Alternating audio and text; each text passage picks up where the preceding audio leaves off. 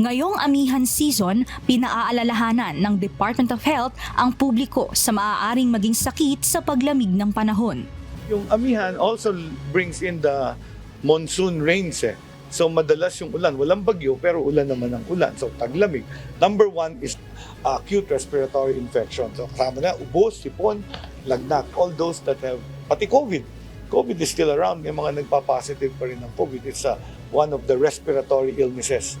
Respiratory illnesses ang isa sa pangunahing sakit na maaaring maranasan ngayong panahon ng amihan. Common na rito ang sipon, ubo at lagnat. Kasama rin sa listahan ng COVID-19 dahil ayon sa DOH, patuloy pa rin na mayroong nagpopositibo sa sakit na ito. Pangalawa is yung water-related illnesses, waterborne illnesses, pagtatae. Why is it common? Kasi nga, some of our water sources are not piped in water. It's mga deep well, di ba? And sometimes yung toilet, the same toilet contaminates the groundwater. So yung E. coli doon sa yung bacterial content ng water sources become contaminated. Mahigpit ang pagpapaalala ni Secretary Herbosa sa pagpapakulo ng tubig at pagsisiguro na malinis ang mga tubig na iinumin, lalo na ang pangunahing biktima ng severe diarrhea ay ang mga bata na nauuwi sa dehydration. Ipinaalala rin nito kung gaano kahalaga ang paghuhugas ng kamay.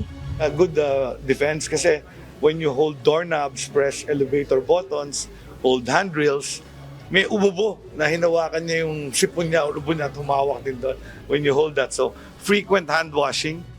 Dagdag pa ng opisyal, ngayong amihan season ay posible rin ang pagtaas ng influenza o ang respiratory illness. Kaya pinag-iingat ang lahat hinggil sa palagi ang pagsusuot ng face mask lalo na sa mga crowded area.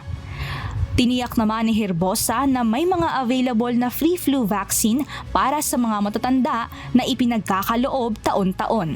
Samantala, kaugnay nito, mahigpit ding nagpaalala ang Health Secretary hinggil sa tumataas na bilang ng mga nagkakadengge sa bansa. Hinihikayat din nito ang publiko na kapag nakararanas na ng mga sintomas ay agad na magpakonsulta sa doktor.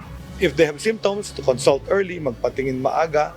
We have the antigen test, the NS1 test for dengue, which has become very helpful kasi nasasabi ka agad namin kung dengue ba o hindi. Pagpapaalala rin ng DOH na palagi ang maghugas ng kamay at maglinis ng bahay, partikular na ang mga lugar na maaaring pamugaran ng lamok. Ayon sa kagawaran, bagamat cliche na o common na ang mga ito, ay malaki ang ambag nito sa ikabubuti ng kalusugan ng tao.